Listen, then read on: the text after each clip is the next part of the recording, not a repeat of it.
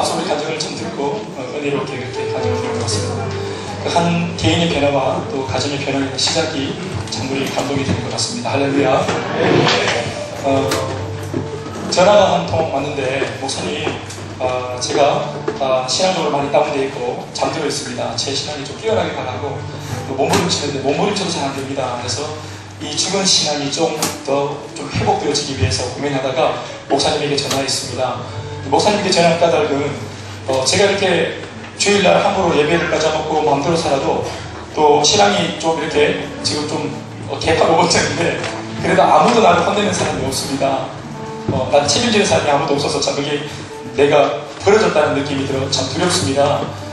잘못 살고 있는 게 분명한데 이게 아무도 잘못했다고 말하지 않는데 그게 무섭더라 하는 이런 말을 하는 전화였습니다. 그래서 목사님한테 가면 혼내줄 것 같아서 전화했다고 누군가 전화했습니다. 그게 내다 하시는 사람 손 한번 들어보세요. 손을 딱 들어보세요. 저 뒤쪽만 들어보세요. 저분이 계시는 나오면 앞으로 나오시죠. 앞으로 나오시죠. 우리 유정 형제 박수 한번 하겠습니다. 나오시죠. 시간에서 빨리 나와야 돼요. 조 형제가 오고 그리고 바로 한 주가 지나면 두 주가 지나면 요 앞에 가서 봐요. 저 어디에 애기 때문에 오나 우리 어머니 전화 오셔가지고 신정미 어머니 나도 내 아들 따라 같이 예배 회복하고 싶다고 또 전화 오고 상담이 오셔서 그렇게 같이 동행하셔서 예배에 회복을 하게 됐습니다. 저 뒤에 서 계신 분도 한번 박수 하시겠습니다.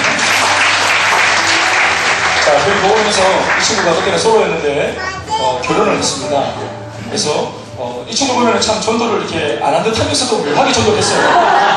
그래서 뭐 이렇게 우리는 보통 이제 백지 전도나 또 이렇게 행복 모임을 전도하는데 묘하게 전도를 했어요. 우리는 안 하는 것 같으면서 결혼이라는 이름으로 행복 모임을 열어가지고 여기 있는 자기의 부인이 이달리 자매를 전도했습니다. 또 이렇게 인도했습니다. 할렐루야. 박수 한번 주세요. 달리가 앞에 가시고 달리가 오면서 달리가 여동생이 또 신앙으로 조금 더 친해지고 방문한다고 해서 여동생을 또 목사님 또 이렇게 좀 훈련받고 하면 참 좋겠다고 그래서 또 방황하고 또 왔다가 하지 않도록 좀 살려야 되겠다 하는 마음으로 또 딸을 또 살려 동생 우리 이달력 자매 손 한번 들어보시면 앞으로 보시죠. 앞으로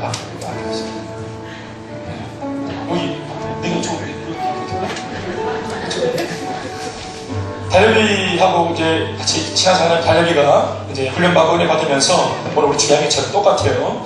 이 은혜를 나만 누리고 사는 게 아니라 이 은혜를 가지고 내가 나누고 살아야 되겠다. 나도 지금 현재 취업 준비 생기고 어려운 가운데 있지만 나는 그래도 예수님이 계시잖아. 그런데 앞으로 앞날도 막막하고 예수님도 없는 가운데 어려워하는 그런 형제와 자매들이 내 주변에 있다는 것을 알게 되고 자신의 스터디 모임 안에 있는 지체들을 마음에 품고 기도하면서 실제로 복음을 전하게 되었어요. 그래서 복음을 듣고 또 마음속에 후련히 주님을 만나 마음이 뜨겁게 되고 인생을 바꾼 그런 자매가 하나 있었으니 저 뒤에 은수 자매, 유은수 자매 일어나서 이쪽으로 한번 나와보십니다.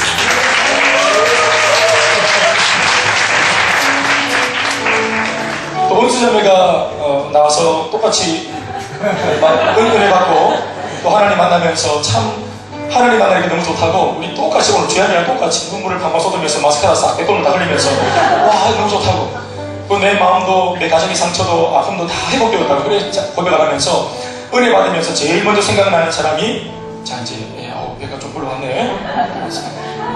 그래서 이제 이 친구가 바로 이제 두 사람에게 복음을 전하기 시작하는데 한 사람이 저 옆에 있는 지금 남편이 된 우리 성원 형제 손을 앞으로 빨리 나오고 내가 지금 나가야 되겠다 이런 소식을 사람을 그리고 사랑하는 우리 자신의 여동생인 유수진 자매에게 복음을 전하고 또 행복모임을 열어서 또 이 여동생과 같이 하나님 알게 되는 변화가 있었습니다. 할렐루야. 유수진 자매 어디 있어요? 예. 자, 유수진 자매 성원이 남편 있으니까 제가 어디서 해야 되겠네요. 네, 나랑 같이 쓰자. 수진이도 여기 앞에 있어. 그리고 수진이가 이제 똑같이 교회 와서 이제 하나님 만나고 은혜 받고 또 본인의 개인적인 삶 또 인생의 문제 이런 것들을 하나님께 맡길 수 있다는 것이 축복이구나. 하나님 정말로 살아계시는구나. 할렐루야. 네. 고개 들고 죄지은 거 아닙니까? 우리 수진이가 자기가 사랑하는 아주 어릴 때부터 친구라 하더라고요. 같이 구미에서. 그래 자기가 살려야 되겠다. 친구를 행복하게 해주고 싶다 하는 마음으로 기도하면서 행복문을 열어서 또 인도했어요. 그 친구가 바로 오늘 우리 복음을 전하는 이 간증을 했던 한주영 자매입니다. 한주영 자매 어디 있어요? 자, 복음의 릴레이가 어디까지 가는가 보십시오. 그리고 주양이가 은혜 받고 2달 다 되었을 때 앞에 다 들으셨죠? 그때 2달째 간증하는 거 저는 정말 너무너무 행복했어요. 행복한데 내가 행복하니까 상황은 그대로인데 내 마음이 너무 행복해지니까 제일 생각나는 사람이 우리 엄마였어요. 우리 엄마 김미순 여사. 우리 엄마에게 꼭 물론 다른 사람도 다 있지만 제일 먼저는 이제 여성이니까 그런가 봐요. 딸 셋을 키우는 이 집도 우리 집도 딸 3명이잖아요. 아빠는 생각 안 한 것입니다. 엄마만 생각하는 거예요. 그렇겠지. 그러나 이제 엄마가 생각이 나서 이제 마음은 전하고 싶은데 행복하게 하고 싶은데 방법이 없어서 이제 고민하는 중에 이제 그런 간증을 듣고 이제 제 마음속에도 이제 감동이 와서 이제 이렇게 컨택이 돼가지고 구미에 가서 복음을 전하게 되었고 첫날 카페에서 어머님을 한번 만나기로 모셨다가 그 카페 2층에 그 사장님 음악이 크리가 주시라고 연락해놓고 음악 내리고 이제 2층은 아무도 못 드리고 우리 같이 복음을 전하고 거기서 뜨거운 눈물을 흘리면서 주님을 영접했습니다. 우리 김미순 어머니 앞으로 좀 나오시겠습니까?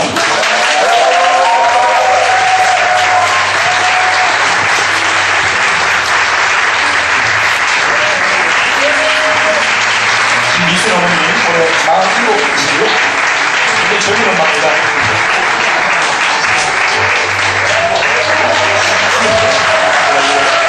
그리고 우리 어머님이 오시면서 바로 손살같이 동시간대에 막내 동생 혜수에게 복음을 전해서 교회를 이끌었더니 혜수가 너무 밝은 얼굴로 나도 그렇게 하고 싶어 언니 이러면서 막 이렇게 빠르게 움직였어요. 혜수가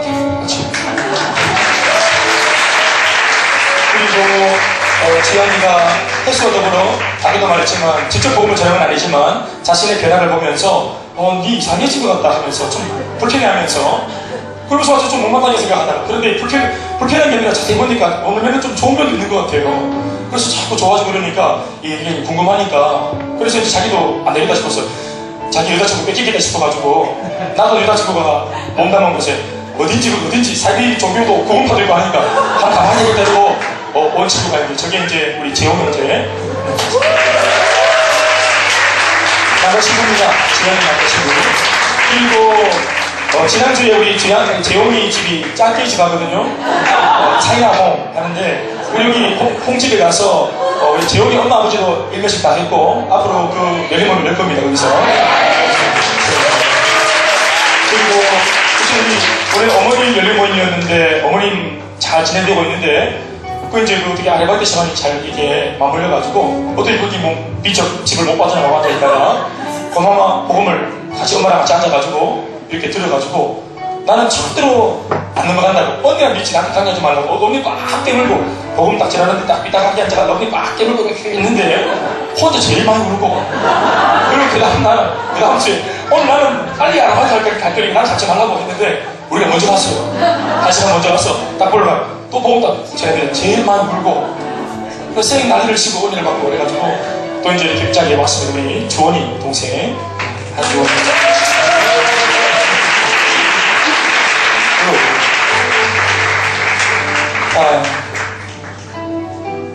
그리고 우리 마지막 파이널 할 때 이모님 두 가정이 이 아파트 단지에 같이 산다 그래서 전화로 모셨어요.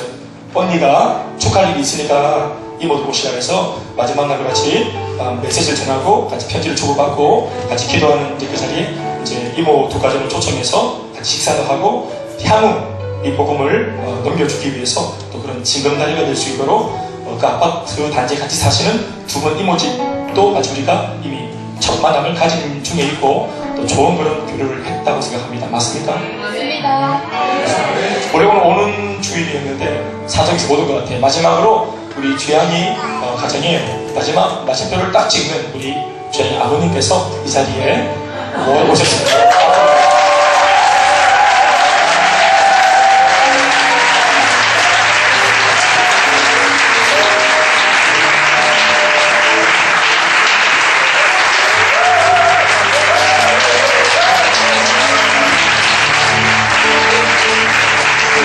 우리 아버님은 한영한 우리 형제님이십니다. 한번 더 박수 하시겠습니다.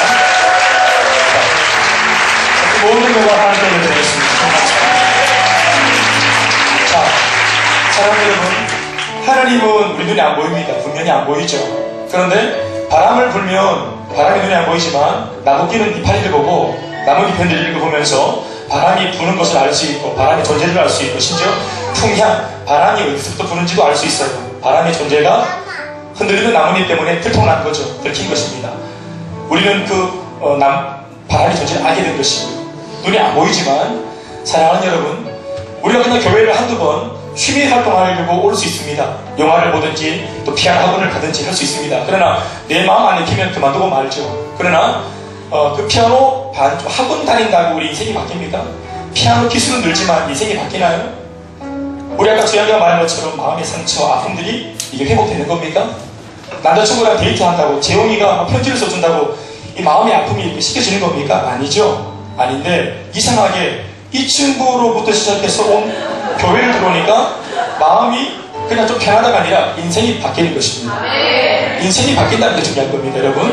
우리가 이 나이 먹어가지고 안 바뀝니다. 오직 얼마나 상처하십니까? 안 바뀝니다. 내 속에 또 깊은 상처는 우리가 꺼낼 수도 없고 세상에서 우리가 이 깊은 상처는 드러내지도 않습니다. 약한 모습 보이게 지는 거니까 강한 척하고 이렇게 절대 울면 안 되지. 약육강식 정글의 법칙 아닙니까? 세상은 약한 모습 보이면 안 되잖아요. 그런데 이런 고통들과 아픔들을 안고 교회 와서 이것이 하나님 앞에 치유받고 고침받아서 얼굴도 바뀌고 눈빛도 바뀌고 인생이 바뀌는 역사, 사람이 바뀌는 모습을 보면서 우리는 하나님의 존재를 알 수 있다고 저는 그렇게 믿습니다.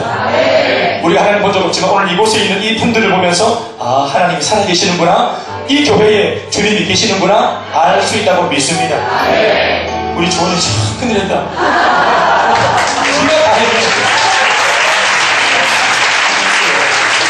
최근에 우리 조선이는 또 행복 모임 우리 이렇게 사고 자기는 행복을 못하고 있다가 계속 이렇게 여유가 만만하더라고 얼굴이.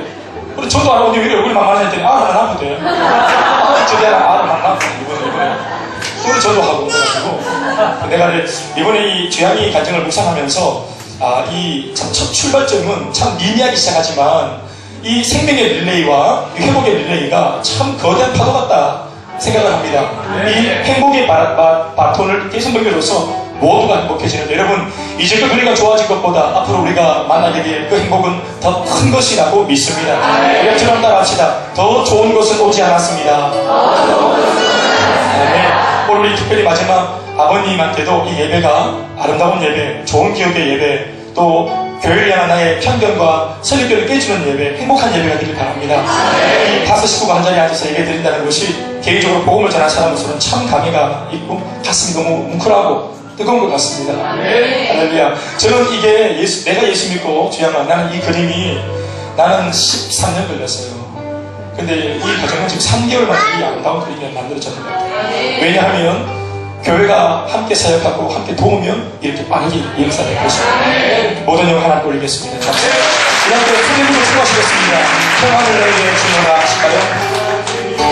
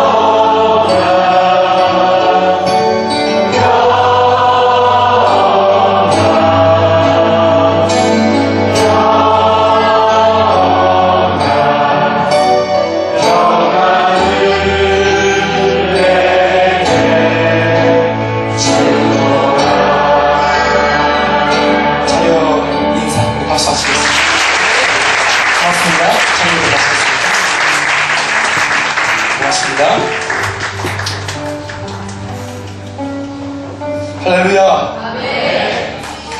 우리의 사역 현장에도 지금 제가 방금 말씀드린 것처럼 똑같은 또 더 놀라운 일들이 여러분들 개인에게도 다 있다고 제가 알고 있고요. 또 앞으로도 여러분들의 사역 현장에 그런 놀라운 역사들이 있기를 바랍니다. 오늘 제가 준비한 이 메시지 말씀은 제가 3개월 전에 한번 전했던 말씀인데 이 말씀을 한번 더 오늘 새롭게 오신 분들을 위해서 그렇게 준비를 하고요. 그리고 또 개인적인 제가 좀 가지고 있는 그런 작은 간증 하나를 보태어서 오늘 이 메시지를 전하려고 합니다. 여러분들 마음에 놓고 가시는 예수님의 음성으로 듣게 되기를 주의 이름으로 축원합니다. 오늘 우리 방금 러시아의 대문호 도스토옙스키의 이야기를 일대기를 잠깐 봤습니다. 이렇게 유배지에 오셔하면서도 이렇게 참 특별히 지금 지옥 문 앞에까지 갔다가 후사의 생을 통해서 이제 회복되어져서 인생이 얼마나 값진 것인지 알게 되고 5분이 얼마나 중요한지 5분의 이 찰나가 얼마나 귀한 것인지 본인이 인생을 뭐라고 평가합니까? 인생이라고 하는 것은 이 5분의 찰나의 연속이라고 말하는 것입니다. 여러분 5분의 찰나의 연속 우리는 이렇게 소중한 5분의 연속을 어떻게 지금 보내고 있는지 잘 모르겠습니다만은 오늘 이 메시지가 우리 마음속에 큰 감동이 될 수 있길 바랍니다. 여러분 인생이 연속이고 반복이라고 하는 메시지를 받았습니다. 여러분 생각해 보셨겠지만 메시지를 통해서 동감이 되십니까? 인생은 반복입니다. 오늘 침대가 다시 내일 동력에서 또 옵니다. 어제와 같이 오늘도 동일한 식탁에서 아침밥을 먹고 같은 삶의 현장으로 출근합니다. 하루 종일 분주복잡한 삶을 사는 것처럼 보이지만 어제의 삶과 별 다를 것이 크게 없는 동일한 삶을 반복해서 연속적으로 사는 겁니다. 해가 지면 어제와 같은 집으로 돌아오고 같은 잠자리에 누워 잠을 잡니다. 인생은 이 하루를 평생 동안 연속적으로 반복하는 것입니다. 단지 각 개인 간의 차이가 있다면 이 반복이 무엇을 위한 반복이냐 또 누구를 위한 반복이냐 무엇에 기인한 반복이냐 하는 그런 차이가 있을 뿐입니다. 1826년 영국의 윌리엄 캐리라고 하는 사람이 북극 등정에 나섰다가 실패한 이래로 세계 여러 나라 탐험대들이 북극 등정 도전에 나섰습니다. 약 20여 년 전에 한국 탐험대가 이 북극 등정에 성공한 예가 있었습니다. 그것은 윌리엄 캐리의 실패 이후에 163년 동안에 65개의 팀이 도전했다가 17개 팀만이 성공한 직후에 한국팀의 성공이었습니다. 따라서 한국 탐험대의 성공은 세계에서 18번째 성공이었고 나라별로는 북극 등정에 성공한 11번째 나라가 된 것입니다. 그 자체만으로도 대단한 일을 한 것입니다. 당시 한국 탐험대의 대장이었던 최종렬 씨는 그 북극 등정에 성공한 역사적인 순간 자신의 감회를 이렇게 피력했습니다. 91년 5월 7일 새벽 1시 정각 내가 지구 제1의 극지인 북극점에 서는 순간 허무감, 허탈감 뿐이었다. 내가 무엇 때문에 무엇을 얻기 위해 그 숱한 어려움을 겪고 목숨까지 던질 각오로 지구의 꼭지점을 향해 3년이란 긴 세월을 허비했던가. 걸어서 북극점에 도달하기 위해서 사람의 체력적인 한계를 뛰어넘기 위한 반복적인 훈련이 반드시 필요합니다. 이 성공을 위해서 최종렬 씨가 밤낮으로 얼마나 숱한 훈련을 연속적으로 반복적으로 해냈겠습니까? 필생의 목표를 눈앞에 놓고 하는 이 반복의 훈련은 그 훈련의 과정 자체만으로도 목적이 분명했기 때문에 또 가치가 있다고 생각했기 때문에 그 가치롭다고 생각하는 목적을 위해 반복하는 이 반복은 나름대로 의미가 있었던 것입니다. 그러나 정작 자신이 목적한 바를 이루게 되었을 때 그는 그 자리에서 감격과 기쁨으로 충만했다기보다는 허무감과 허탈감에 치를 들었다고 하는 이 이야기. 오늘 이 이야기가 우리로 하여금 많은 것을 생각하게 해줍니다. 우리의 인생도 언젠가는 불이 꺼지고 막이 내릴 때가 반드시 있기 때문에 그렇습니다. 그때 우리는 불 꺼진 인생의 무대 위에서 내려와야 합니다. 무대 위를 내려오는 것은 끝이기도 하지만 바로 그 순간 우리가 무대 위를 내려와 인생이 딱 끝나는 그 순간 개별적으로 모든 각 사람들은 하나님 앞에 서야 하는 입장이 됩니다. 하나님의 판단은 우리의 인간들의 판단과 절대로 같지 않습니다. 하나님의 판단은 인간의 박수와 박수 소리 그것이 얼마나 강렬한가에 달려있지 않습니다. 우리 딴에는 열심히 살았고 기꺼이 박수마다 마땅한 삶을 살지 모르겠습니다만 또 열심히 살아왔고 성실히 살아왔고 잘 해왔던 인생인 듯하지만 인간들의 관점과 다르게 보시는 하나님의 저울 앞에서 우리는 허탈감과 허무감에 치를 떨 수도 있고 반대로 기쁨과 감격을 누릴 수도 있을 것입니다. 그러나 이 서로 다른 두 인생의 결판은 지난날 살아생전 우리가 인생의 무대 위에 있었을 때 우리가 과연 무엇을 위해 누구를 위해 인생을 반복하며 살았는가 하는 것으로 판단이 나는 것입니다. 저는 오늘 이곳에 앉아 계신 여러분들의 현재의 모습을 다 알지 못합니다. 또한 저는 여러분들의 미래에 대한 부분도 사실은 잘 알지 못합니다. 그러나 제가 오늘 여러분들을 보면서 확실하게 아는 것 한 가지, 확실하게 아는 것 한 가지 있습니다. 그것은 오늘 저와 여러분들은 반드시 머지않은 날 이 땅을 떠나 죽게 될 것이라고 하는 사실입니다. 그것은 저와 여러분들이 다 똑같습니다. 죽음이라고 하는 것, 우리 인생에 있어서 반드시 경험되어지는 사실임과 동시에 우리가 우리의 전 인생을 통해 겪게 될 가장 많은 사건 중에서 가장 치명적인 사건이 되는 일입니다. 그러면 이 부분에서 이 죽음이라고 하는 것을 놓고서 우리가 한번 생각해 봐야 합니다. 이곳에 있는 우리를 포함해서 왜 수많은 사람들은 자신의 인생에 반드시 찾아오야만은 이 죽음을 왜 대비하려고 하는 시도를 하지 않을까요? 자신이 겪게 될 사건 중 가장 무서운 사건이고 가장 치명적인 사건이 될 그 충격적인 사건을 왜 그저 좌시하고 있는 것일까요? 수년 전에 여평도가 폭격을 당했을 때 전쟁에 대한 소문이 나자 얼마나 많은 사람들이 마트로 몰려가서 생필품 사재기를 했습니까? 죽음에 대한 위협이 오고 자신의 앞날에 대한 불확실한 어떤 그런 고통이 찾아오니까 모두가 본능적으로 내살려고 자신의 생존을 위해서 몸부림을 쳤던 것이죠. 신종플루 어떻습니까? 신종플루에 걸려가지고 사람이 죽었다, 또 뭐 가정이 어떻게 되었다, 이런 좋지 못한 소문들이 돌았을 때 얼마나 많은 사람들이 자신들의 소중한 가족들을 앞장세워 예방접종을 미리 갖도록 애를 썼습니다.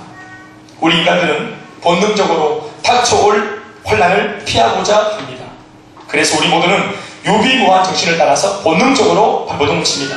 닥쳐올 혼란을 대비해 철저하게 준비를 잘해서 그 혼란을 벗어나거나 가급적이면 충격을 완화시키려고 하는 노력을 위해서 사람들은 지금도 얼마나 많이 연구하고 있고 돈을 투자하고 있고 여러모로 애쓰습니다. 생명 연장의 꿈을 가지고 엄청난 노력을 합니다. 그 옛날 진시황제가 이 어떤 생명 연장의 꿈, 더 나아가서 자기가 죽지 않는 이 불로체를 구하려고 얼마나 사방팔방을 애를 썼습니까?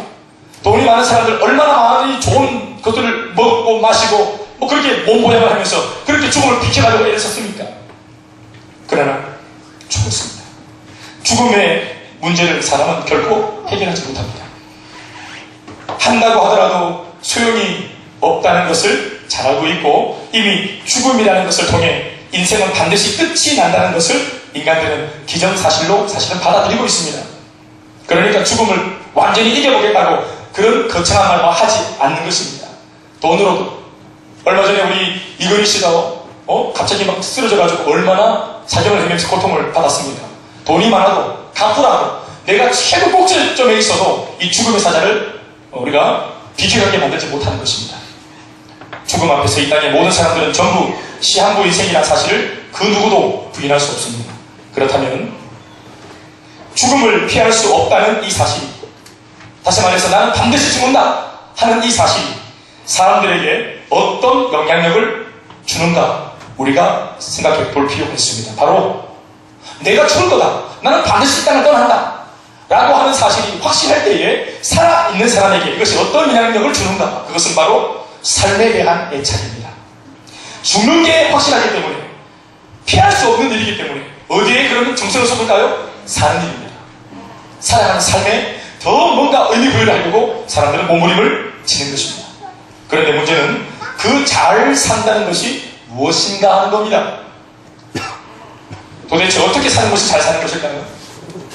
오늘 우리들의 인식 속에 차지하고 있는 성공적인 인생관, 잘 살았다라고 말할 수 있는 그런 성공적인 인생관이라는 게 뭡니까? 보편적인 대답을 하자면 얼마나 인생을 마음껏 누리며 살았는가, 혹은 얼마나 인생을 즐기며 살았는가 하는 것이 바로 그 질문에 대한 대부분의 답일 겁니다. 대부분의 사람들이 이런 인생관과 성공관을 가지고 있기 때문에 인생을 누리고 즐기기 위해서 반드시 있어야 되는 뭐가 필요하죠? 뭐가 있어야 되죠? 돈이 있어야 되고 그 돈을 추구하는 이유가 여기 있습니다. 그래서 그들이 말하는 인생 최고의 로망이 뭔가 하면 빠른 성공, 이른 은퇴. 한번 합시다. 빠른 성공, 이른 은퇴. 빨리 성공하려고 하는 이유가 뭘까요? 빨리 은퇴하기 위해서입니다. 그리고 나가서 빨리 은퇴하고 난 뒤 더 나이가 들기 전에 한 살이라도 더 젊은 시절에 인생을 누리고 즐기겠다는 것입니다. 오늘도 같은 하늘 아래 수도 없는 수많은 사람들이 바로 이 인생의 단꿈을 현실화시키기 위해서 피가 터지게 경쟁을 하고 있고 수단과 방법을 가리지 않고 앞다투어 달려가고 있습니다. 어떤 사람들은 이런 인생의 어떤 그런 이 경쟁에서 밀려가지고 아직 살아보지도 않았는데 내 인생은 즐기기 흘렀다, 내 인생은 누리고 즐기기는 텄다 이러면서 벌써부터 우울해합니다. 그러니까 우울해하는 이유가 뭐냐 하면 즐기지 못할 인생이기 때문이라는 것이 기정사실이 되어지면 우울해지는 것입니다. 죽기 전에 꼭 한 번은 가봐야 되는 곳, 죽기 전에 꼭 한 번은 먹어봐야 되는 음식, 먹고 마시고 즐기고 누리는 인생을 찍어서 블로그에 쫙 사진을 도배하고 이 사진을 막 훑어보면서 내가 이런 것도 먹어봤지, 저런 것도 마셔봤지, 이런 것도 가봤지, 저기서 사진도 찍어봤지, 에벨탑에 가서 막 오빠야 왔다 갔다 이렇게 써놓고 막 그들 남기고 한국 사람은 그렇게 한다 하더라고요. 어딜 가더라도 오빠 왔다 갔다. 경주 갔더니 그 구미에 그 식당에 갔더니 그 구미 그 모사 밑에 식당 갔더니 그 찌짐부침 집에 갔더니 온 천지 막 도배 오빠야 왔다 갔다 말자야 오빠 왔다 갔다 천지 자기는 남기고 내가 여기도 와봤다 찌짐은 왔다 팔공산 닭도리 당구 왔다 응? 그런 것들을 우리가 이렇게 다 가봤다 이거. 거기서 이제 인생의 만족 난 인생을 더 많이 즐겼지 그런 것을 우리가 의미 부여한다 이 말입니다. 1956년에 미국에 짐 엘리엇이라고 하는 젊은 청년이 있었어요. 28살. 혈기왕성하고 장래가 촉망되는 꽃다운 나이. 그때 그는 남미 에콰도르 정글에 사는 미개한 살인부족 아우카족에게 복음을 전하다가 비참하게 순교를 했습니다. 그것도 자신의 친구 4명과 함께 이 5명의 유수한 젊은이들이 무고하게 비참하게 살해당한 것입니다. 사람들은 이들의 죽음을 낭비라고 그렇게 대서특필했습니다. 뮤지컬 그 헤드라인에 What a waste, 이 얼마나 큰 낭비인가 했습니다. 왜 교회와 목사는 왜 이 젊은 이들을 사지로 몰아넣었는가 그렇게 성토했습니다. 그런데 이들의 비극적인 사건과 죽음을 보면서 그의 아내 엘리자벳 엘리엇이라는 여사가 그 젊은 날부터 편지를 썼던 일기를 써왔던 순교한 자신의 남편의 일기장, 낡은 일기장을 들고 그 신문사를 찾아가서 이 글을 쓴 기자를 만나가지고 이것을 다시 바꾸어달라고 수정해달라고 그렇게 요청을 했습니다. 이유인즉슨 이 무모해 보이는 죽음에 대한 그 내용들이 이미 일기장에 10년 전부터 기록되어 있기를 나는 장수하고 평생 배부르고 등 따시고 나만 행복하게 살기 원하지 않는다. 하나님 앞에 가치 있고 아름답고 존귀한 인생을 살아가기 원한다. 가급적이면 예수님 닮은 삶을 살기 원한다. 주님이여 나의 젊음을 취하소서. 주님이여 피 끓는 나의 청춘을 취하소서. 가급적이면 내가 쉽게 알았던 저 에콰도르 아우카족을 위해서 저 미개한 살인부족을 위해서 내가 복음을 전하다가 내 생명을 드릴 수만 있다면 나는 정말로 잘 산 것이라 말할 수 있겠습니다 라고 일기장에 적어놓은 것입니다. 그러니 아내의 말이 뭐냐 하면 비참하게 낭비인 것처럼 보이는 남편의 이 죽음은 남들이 볼 때는 낭비고 아주 그냥 허무한 죽음이지만 엘리엇의 아내의 입장은 뭐냐 하면 우리 남편의 평생의 꿈이었다고 말했던 것입니다. 그 죽음이 꿈이 이루어진 것입니다. 사랑하는 여러분, 이것이 비극입니까? 진짜 비극이 무엇입니까? 우리 인생에 있어서 진짜 비극은 뭡니까? 단 한 번뿐인 우리의 인생을 무려 무한적으로 반복해서 겨우 이루고자 하는 것이 우리 집 평수 30평에서 50평으로 20평을 더 넓히는 일, 그것을 위해서 수고하고 때로는 가족과도 막 싸우고 찢고 뽑고 물어뜯고 원수가 되어지면서까지 그것을 추구하는 이 넓은 하나님의 창조하신 이 넓은 땅과 이 대지 위에서 내가 20편 더 넓히겠다고 사람에게 상처를 주고 가슴에 빗을 꽂는 이런 일을 마다하지 않는 인생들이 비극입니다. 그저 인생의 성공을 남들보다 얼마나 더 많이 가졌는가, 얼마나 더 넓은 집에서 살았는가, 얼마나 더 먹고 마시며 살았는가 하는 것으로 생각하는 그 자체가 비극이며 그런 삶을 이루고 싶어 지금도 안달이 나 있는 우리 안에 있는 우리의 이 모습들이 비극입니다. 그런 삶을 추구하는 과정에서 받는 스트레스로 인해서 사랑하는 아내에게 상처를 주거나 또 남편을 그렇게 살지 못하게 한다고 해서 능력이 없다고 해서 남편을 무시하거나 또는 이렇게 가난한 집안에 나를 왜 태어나게 했냐고 부모를 원망하거나 또는 대리만족을 위해서 나는 가난했지만 자식이라도 공부시켜가지고 한번 발짝 고쳐보자 하는 이 부모들의 빗나간 대리만족 때문에 이 자식들을 윽박지르면서 공부를 시키거나 하는 이런 우리들의 삶이야말로 진짜 비극 중에도 가장 비참한 비극일 것입니다. 돈이 있어야 인생을 누릴 수 있다고 합니다. 돈이 있어야 인생을 즐길 수 있다고 합니다. 그리고 그렇게 누리고 즐겨야 인생을 손해 안 보고 잘 산 것이라고 사람들은 말합니다. 그리고 이 모든 것을 위해서 사람들은 단 한 가지, 그 돈을 추구합니다. 젊을 때 자신의 몸을 혹사시키면서까지 건강을 버리면서까지 벌어놓은 돈으로 나이 들어 건강 문제가 생기자 건강을 찾으려고 다시 벌어놓은 돈을 쓰는 이런 코미디 같은 것이 바로 인생입니다. 우리나라 정치를 보면 언제부터 그랬는지 알 수 없지만 시장이 되겠다는 사람 또는 한 나라의 대통령이 되겠다는 사람이 언제나 국민들 앞에 시민들 앞에 들고 나오는 슬로건이 뭡니까? 부강한 나라 만들어주겠다는 것입니다. 돈 많이 벌게 해주겠다는 것입니다. 직장 많이 만들어주겠다는 것입니다. 여러분, 이것이 한 나라의 지도자 관입이었습니다. 이것이 한 나라의 대통령 관입이었습니다. 이러한 가치관으로 국민들에게 자격을 주고 또 국민들은 나 잘 먹고 잘 살게 해준다는 사람을 대통령으로 리더로 뽑겠다는 것입니다. 그 사람의 도덕성, 그 사람의 인성, 인품, 성품, 그 사람의 어떤出생 배경들, 그 사람이 어떤 가치관의 사람인지를 묻지 않는 것입니다. 그저 내가 배부르고 등 가시고 나 잘 살면 꽁장하게 매라고 그 사람이 본이라고 말하는 것입니다. 이것은 분명 잘못된 삶이고 잘못된 인생관입니다. 이와 같이 삶이 잘못되는 이유가 뭘까요? 왜 이렇게 삶이 엉망진창, 가치 자체가 이렇게 절하될까요? 고상한 삶이라는 것이 이제 뭔지 입에 담기도 어려워졌습니다. 진짜 행복이라고 하는 것이 뭔지 우리가 잘 모르게 되어버렸습니다. 너무 복잡해졌습니다. 왜 이렇게 삶이 잘못될까요? 죽음을 오해하기 때문에 그렇습니다. 죽음을 끝이라고 생각하기 때문에 삶에 문제가 생기는 것입니다. 어차피 인생이 시한부고 반드시 죽음은 오니까 사는 것에 의미를 자꾸 부여하면서 사는 동안에라도 후회 없이 마음껏 살아보자, 즐기자. 죽음밖에 기회가 없다.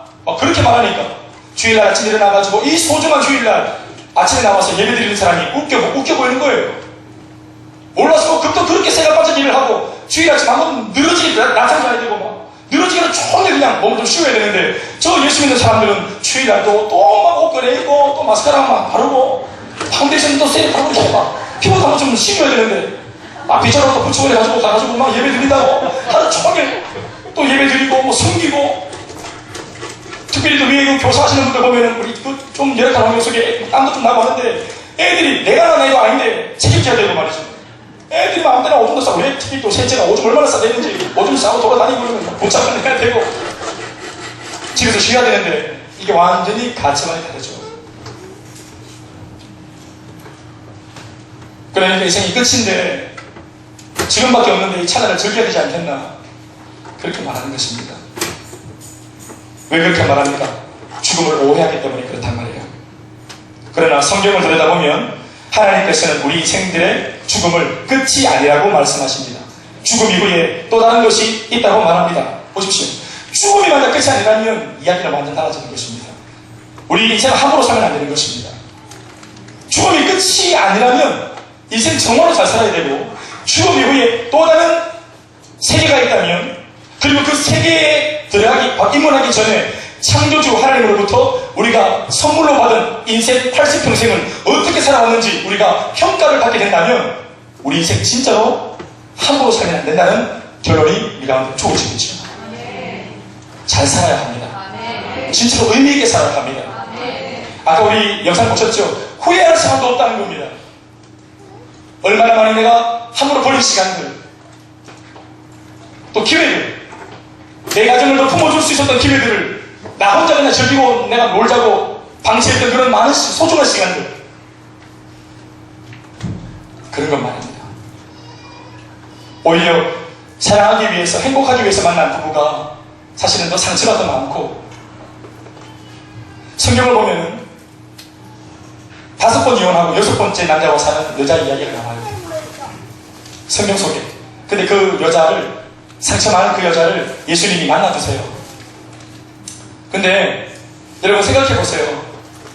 제가 예전에 이 말씀을 묵상할 때는요, 저는 이 여자가 창녀 같은 좀 그런 어떤 인생을 천박하게 던져버린 여자라고 생각을 했었어요. 그런데 제가 최근에 이 말씀을 다시 묵상을 할 필요가 있었어요.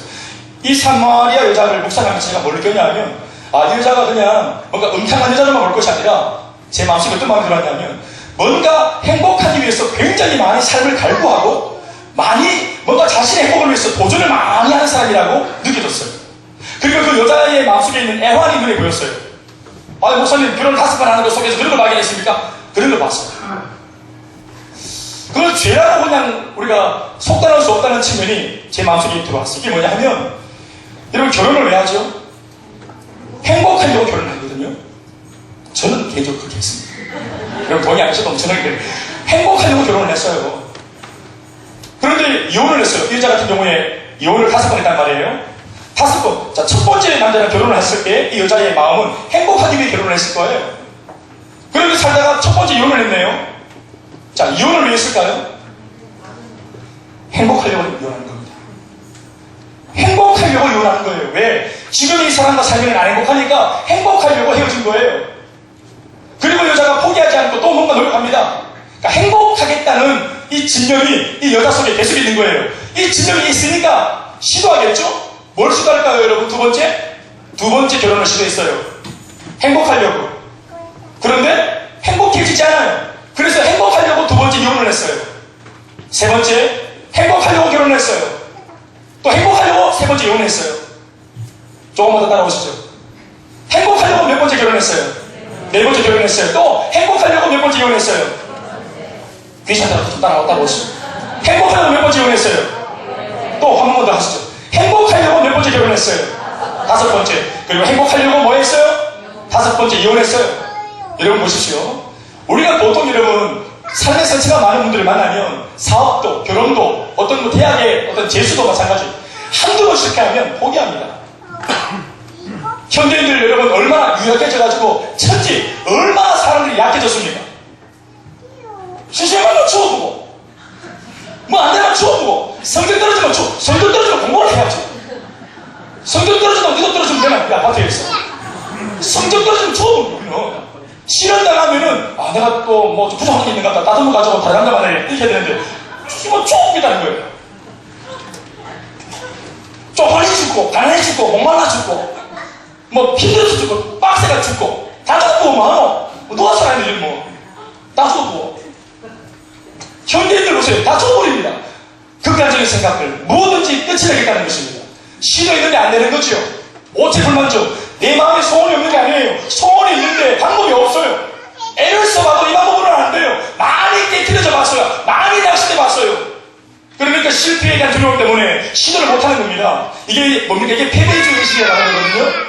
패배주의 의식.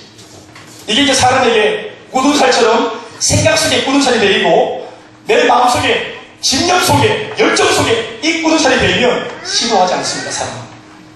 그럼 사람이 굉장히 무기력해지는 것입니다. 저는 제가 만난 사람들 중에서 제가 제일 힘들어했던 사람이 누군지 아세요? 이런 부류의 사람입니다. 우리 중에 그런 분이 부디 없길 바랍니다. 난 제일 힘들었어요. 누구냐면 목사님 이게 저입니다. 나는 안 변합니다. 이게 내지 알소. 이거 정말 자 나랑 결혼한 남자가 뭔가 부족함이 있는데 아내가 막 이렇게 막 내조하면서 바꿔보려고 애를 쓰는데 남편이 눈치를 딱 치고 하는 말이 아서라 하지 마라. 이게 내가 네 남편 김기현이 이게 내가 난 안 바뀐다. 이게 내가 이거 얼마나 무서운 거야. 안 바뀌어버리냐. 이 모습으로 나는 평생 가겠다는 거야. 니는 내 만난 거야. 이 사주팔자 오면이야. 이게 막 돌아버리는 거야. 옛날 우리 아버지가 그랬단 말이야. 아버지 한 살만 걸치면서 막 이게 내가 나는 안 바뀐다고. 소망이 있는 거야. 지금 부족하지만 앞으로 한번 잘해볼게. 이게 아니고 이게 내가 우리 아내가 우리 엄마 아버지 소개한다고 상견례한다고 뭐 이제 진짜 정식 상견례는 아니고 결혼한다고 이제 아내를 그 당시에는 이제 우리 지은 자매일 때 지은 씨 엄마 곧 옵니다. 엄마 아버지 앉아있어. 이래 앉아있다가 이제 한 1시간 뒤에 온다고. 그러냐고. 가만히 앉아있다가 오늘 아버지 특별히 잘 부탁합니다. 제 인생이 달린 거 아닙니까? 그렇잖아. 그래 딱 있다가 아버지가 1시간 뒤에 온다 하니까 바로 벌떡 일어나가지고 갑자기 폰을 하거든요. 나가보면 아버지가 어디 가시노? 엄마랑 가서 아버지 어디 가시노? 어디 가시노? 1시간 뒤에 아내가 왔어요. 안녕하세요. 첫 만남이니까 얼마나 어렵게 시집이지만 어머니 안녕하세요 이러고 막 힙하고 해가지고 뭐 예쁜 척하고 그래가지고 이렇게 그럴만 했겠어요. 잘 보이려고 천만 가지고 얼마 어려운 자리에 서로가. 그렇죠? 시댁 어른들 될 사람들도 어려운 자리 아닙니까? 자존감 보는데. 그런데 그러고 막 얘기하고 있는데 갑자기 철문이 꽉 하더니 시원한 사람이 하나가 탁 나타난 거야. 떡볶이 아버지인 거야. 1시간 전까지 먼저 만난 아버지가 1시간 동안 어디 갔다 오셨는지 진흙탕에 다 진흙을 다 뒤집어 쓰고 양쪽에 이 이슬 두 병을 들고 이슬 두 병을 들고 약간 발도 신발 없어 신발 없고 다리 눈 걷어주고 농매 나온 사람 저리가 이거 다 뒤집어 쓰고 뜬 나타나셔가지고 상견례 하는 자리에 그래 이제 저 사람 놀래가지고 막 이러고 있으니까 그 자리에서 이거 병나발 두 개를 다 마시더니 바라는 말이 눈 벌게 하는 말이 앞으로 시아버지 될 사람이 내는데 아버지가 이런 사람인 걸 알아야 되겠나? 우리 아버지입니다. 그리고 우리 저 사람 우와 우리 자기들은 고등학교 국어 선생님이거든요. 문학 선생님. 시몬 넌 나느냐? 시몬 말았어요. 나 좀 들어줬다. 이거 아버지. 이게 완전 다른 집안 아니에요? 그러니까 이게 내가 나는 안 바뀐다. 이게 네가 아버지, 네가 시아버지다. 나는 안 바뀐다. 이걸 뭐 얼마나 사람을 절망하게 만듭니까? 그런데 여러분 그리스도의 은혜에 붙들리면 바뀌는 것입니다. 방법이 없죠? 주양이가 우리 집 행복하고 싶은데 내가 행복하고 싶은데 또 이 아이가 총명해서 얼마나 애를 썼겠어요. 눈을 보세요. 눈이 반들반들하는 애가 청기가 가득하잖아요. 근데 애를 막 얼마나 썼겠노. 그런데 내 마음 바라는 대로 행복이 안 해지는 거예요. 사랑하는 여러분, 무언가를 가져서 소유하고 가지고 내 것을 삼아 소유를 통해서 행복해지자고 말하니까 사람은 항상 가난한 것입니다. 가져도 더 가지고 싶은 것이 인간이기 때문에 소유를 통해서 내가 행복해지겠다면 100억을 가져도 200억 못 가진 거지가 되는 것입니다. 200억을 가지고 있어도 400억이 내 눈앞에 아른아른거리면 이 400억을 더 가지고 싶은 거지가 되는 것입니다. 소유는 끝이 없기 때문이죠. 진정한 행복은 소유가 아니라 관계에서 오는 것입니다. 잃어버린 아버지 하나님, 나를 창조하신 아버지 하나님, 그 하나님의 존재에 내가 눈을 뜨고 하나님의 존재를 기억하고 알게 되고 인식하고 그 주님의 손에 빠진 플러그를 꽂아 넣으면 내게 영적인 전기가 들어오는 것입니다. 참 만족이 생기는 것입니다. 여러분 그 여자 얘기 좀 할까요? 그리고 5번째 이혼하고 6번째 남자랑 살고 있어요. 여러분 그냥 죄인이다, 음탕한 여자라고만 치부할 수 있나요? 제가 최근에 묵상한 바로는 이 여자는 굉장히 삶에 대한 열정과 집착이 강한 사람이에요. 포기하지 않아요.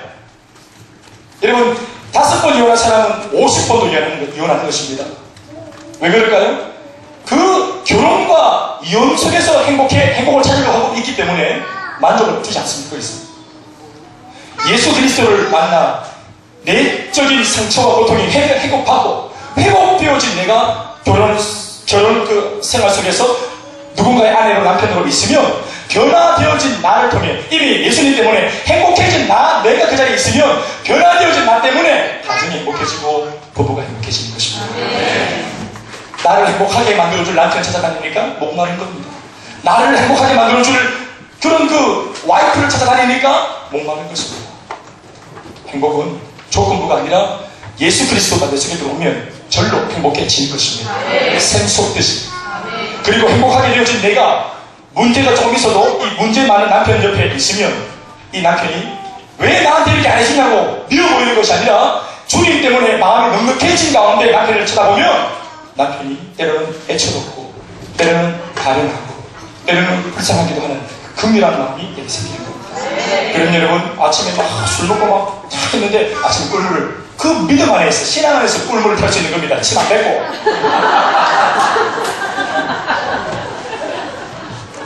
된장찌개 다른 데 안 썼고 된장찌개 정성적인 된장찌개 끓였어요. 이것이 그런데 한두 번 진심이 된장 속에 묻어가고 간장 속에 묻어가고 청국장 속에 묻어갈 때 남편이 바보가 된 다음에야 이 정성이 담긴 나를 배려하고 용납하는 이 사람의 사랑의 행위 속에서 굉장히 많은 진리를 받는 것입니다. 이소부 아시죠? 바람을 확 불어가지고 껍데기 벗겼습니까? 옷을 벗겼습니까? 햇빛을 쫙 쬐더니 옷을 싹 벗어버리지 나보니까 공격해서 되는 것이 아니라 그리스도의 사랑으로 품으면 되는 겁니다. 그런데 사랑으로 품으면 되는 줄 알지만 내 속에는 사랑이 고갈되어 있단 말이에요. 그러니까 문제가 생기는 것입니다. 그러니 영원히 목마르지 않는 원천지로부터의 하나님의 그 원천지로부터의 끝없는 마르지 않는 생수가 쏟아지는 그 은혜의 범람하는 축복을 내가 먼저 받고 이 은혜를 가지고 가정을 내가 끌어안아야 되는 것입니다. 아멘입니까? 아멘. 말씀 뵙겠습니다. 여러분, 저도 너무너무 새로워지고 싶었습니다. 정말로 잘 다시 살고 싶고, 제가 요즘에도 하는 말이 뭔지 아세요? 나는 지옥 같은 그 인생 다시는 안 산다. 우리 집을 지옥 같은 집 구석으로 절대로 안 만든다. 왜냐하면 저는 그런 집에서 컸기 때문에 내가 경험한 것을 우리 아이들한테 다시는 경험하게 해주고 싶은 마음이 없어요. 지금은 제가 우리 집에 가장이 되었으니까 제가 연출하는 대로 집안의 분위기가 만들어져요. 옛날에는 엄마 아빠한테 그것이 달려있었거든요. 그래서 난 늘 부탁했죠. 아빠, 집을 좀 행복하게 좀 만들어 달라고 부탁을 했어요. 근데 아빠가 내 맘 가지 않더라고요.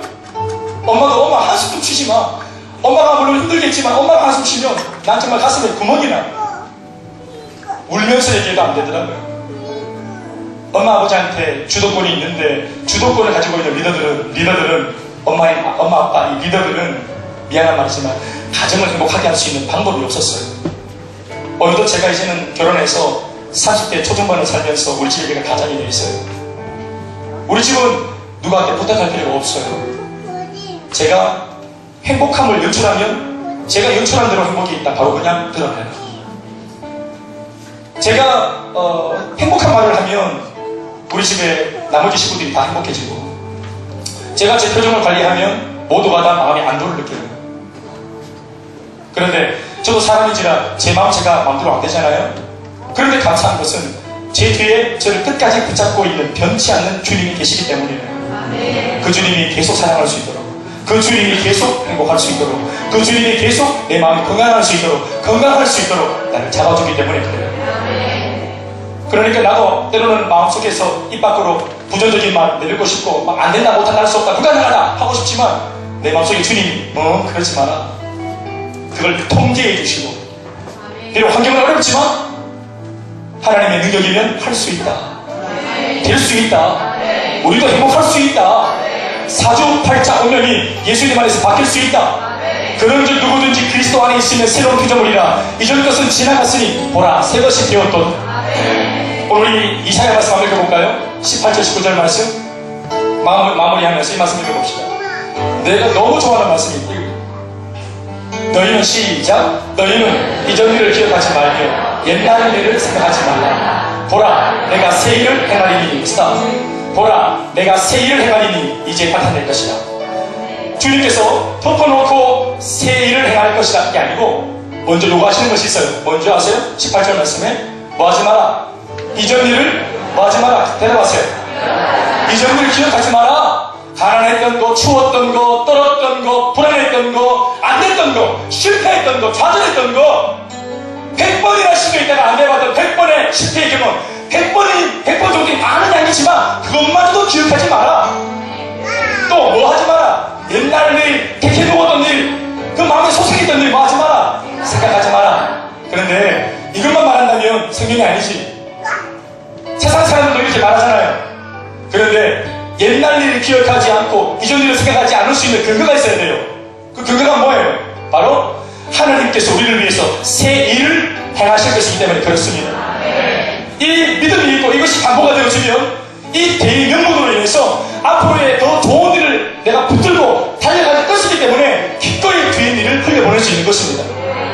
이것은 세상적으로 말하는 긍정적인 마인드를 말하는 것이 아니라 신앙의 힘이고 믿음의 힘인 것입니다. 여러분, 이미 더 놀라운 게 뭔지 아세요? 주님이 약속하셨던 새 일 행할 것이라고 약속하신 그 약속이 이미 이루어졌습니다. 저 새 일이 뭔지 아십니까? 바로 나를 위해, 여러분들을 위해서 예수님이 십자가에서 죽으셨다는 사실과 우리의 모든 인생의 문제를 주님이 해결하셨다는 사실입니다. 이 사실을 우리가 믿음을 받고 마음에 받아들이면 주님의 그 놀라운 축복의 승리가 이 새 일이 나의 일이 될 것입니다. 믿으십니까? 제가 한 가지 이 말씀을 드리고 마치겠습니다. 제가 교회 나올 때 참 새로워지고 싶었어요. 근데 예수님도 누군지 모르고 아무것도 몰라서 제가 뒤적뒤적거리다가 찬송가 하나를 제가 발견했어요. 지금 바뀌어가지고 535장인데요. 주 예수 대문밖에. 이 가사 참 기가 막힌 가사예요. 이 가사를 묵상하다가 제가 교회 나온 지 16개월 만에 주님을, 아주 차가운 그 마룻바닥에서 주님을 이 구석에 머리 이래 쳐박고 앉아가지고 끙끙대고 앉았다가 제가 아무도 없는 나 혼자 이 가사를 묵상하다가 예수님을 영접한 막 그런 찬양인데, 이 찬양을 가사를 자세히 보면 이 찬양 가사가요 영접기도예요. 그래서 예수님이 3절 부분에서 묵상하다가 제 마음속에 들어오셔서 제 주인이 지금껏 되어주셨어요. 저는 지금 여러분들처럼 예수님을 영접하자고, 복음이 뭔지 아냐고, 예수님이 어떤 분인지 소개를 한 번도 받은 적이 없었어요. 그래서 이 가사를 통해서 하나님의 은혜를 저한테 주셨어요. 여러분 이 가사를 한번 묵상해 보실까요? 제가 한번 불러보겠습니다. 아시는 분 같이 불러주세요. 주 예수 대문 밖에 기다려 섰으나 단단히 잠가두니 못 들어오시네.